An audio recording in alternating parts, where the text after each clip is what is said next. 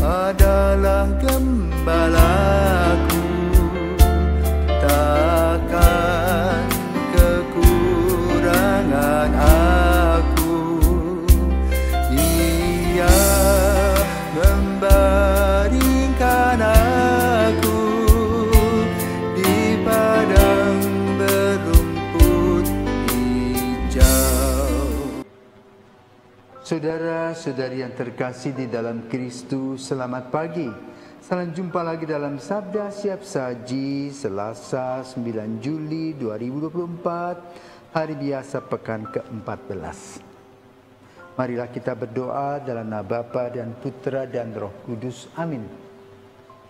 Allah Bapa yang Maha Pengasih, Engkaulah yang menciptakan segala sesuatu. Ajarilah kami untuk selalu setia, memuji dan memuliakan nama-Mu, serta senantiasa bersyukur atas segala sesuatu yang kami terima dari kemurahan-Mu. Dengan pengantaran Tuhan kami Yesus Kristus Putra-Mu yang hidup dan berkuasa bersama Dikau dalam persatuan Roh Kudus Allah sepanjang segala masa. Amin. Tuhan bersamamu dan bersama rohmu. Inilah Injil Yesus Kristus menurut Matius. Dimuliakanlah Tuhan.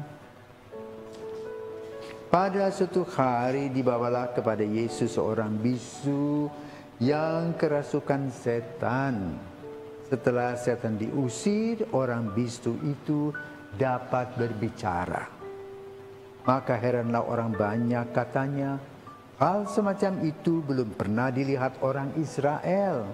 Tetapi orang Farisi berkata, dengan kuasa penghulu setan ia mengusir setan. Demikianlah Yesus berkeliling ke semua kota dan desa. Ia mengajar dalam rumah-rumah ibadat dan mewartakan Injil kerajaan surga, serta melenyapkan segala penyakit dan kelemahan. Melihat orang banyak itu, tergeraklah hati Yesus oleh belas kasih kepada mereka. Karena mereka lelah dan terlantar seperti domba yang tidak bergembala. Maka kata Yesus kepada murid-muridnya, tuaian memang banyak, tetapi sedikitlah pekerjanya. Maka mintalah kepada Tuhan yang mempunyai tuaian, supaya ia mengirimkan pekerja-pekerja untuk tuaian itu. Demikianlah sabda Tuhan, terpujilah Kristus.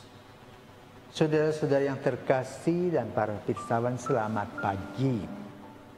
Hari ini Seminari Menengah merayakan hari ulang tahun ke-71. Saya pun juga datang kembali 40 tahun yang lalu. 71 tahun yang lalu, kata-kata yang terurai dalam Injil pada hari ini, tuaian memang banyak tetapi sedikitlah pekerjanya, telah diterjemahkan oleh Pater Norbert Schadek, sang pendiri Seminari Roh Kudus juga, yang berawal di Tangep bersamaan dengan SMP Katolik Tangep yang sekarang menjadi SMP Katolik Santo Thomas. Apa yang mereka pikirkan berawal dari kesulitan yang dilihat. Bagaimana saat itu umat Katolik berjumlah sedikit, diperkirakan 200 orang saja. Namun ada sebuah gagasan yang mengejutkan, di mana Pater Schadek mempunyai gagasan mendirikan Seminari Menengah Roh Kudus juga. Rasanya logikanya nggak jalan, tetapi dia mengatakan, ketika teman-temannya mengatakan bagaimana mungkin dari 200 orang itu lahir para pemimpin. Apa jawabnya? To be or not to be. Lebih baik ada daripada tidak ada. Maka beliau bergegas berkeliling seperti dalam Injil Yesus berkeliling, mencari anak-anak kecil umur 12 tahunan, dikumpulkan di sebuah tempat di Tangep yang saat ini menjadi art center, menjadi aula dari paroki Santa Teresia Tangep. Siapa pikir dari 12 anak itu kemudian jadilah 2 imam. Yang satu kemudian mengundurkan diri, yang satu setia sampai akhir hidupnya. Itulah buah bungaran dari Seminari Menengah Roh Kudus Tuke tahun 1953. Apa konsepnya? Untuk menekankan kepada anak-anak supaya mereka tekun belajar, tekun berdoa. Pater Sadek menuliskan sebuah moto, Aje quod agis. Kerjakanlah apa yang menjadi tugasmu. Yang bukan urusanmu nggak usah dipikirin. Sebagai seorang anak yang belajar, berdoa. Soal makan minum, soal bagaimana ruangan dan sebagainya, tempat itu bukan urusan anak-anak, tapi urusan rektornya. Itu dilakukan oleh Pater Sadek dengan sukacita, biarpun dengan susah payah.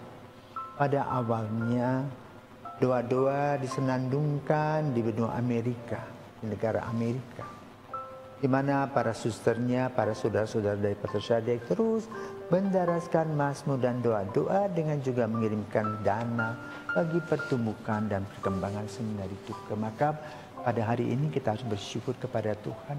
Bagaimana tangan Tuhan terus menjahit merendah. Dari sejak zaman tahun 53 sampai sekarang seminari ini tetap berdiri walaupun ada saat-saat krisis. Karena itu apa yang disampaikan dalam Injil pada hari ini, tuai memang banyak tetapi pekerja sedikit. Paling kurang seminari ini sampai umur 71 tahun ini sudah menyumbang sekitar 50-an imam bagi gereja semesta. Dan mensyukuri, dan proses pembimbingan dan pendampingan para seminaris ini masih terus dilanjutkan. Di mana kemarin tanggal 8 ada siswa-siswa baru yang mulai bergabung di Seminari Tuke sehingga jumlah siswanya menjadi 135 anak. Di sana mereka mempunyai tugas dengan menggunakan moto satu, sanktitas, kesucian. Maka anak-anak diusahakan setiap hari mengadakan ekaristi, doa rosario, doa berfir, membuat buku bacaan rohani, mengikuti ibadah sabda, dan terutama ekaristi.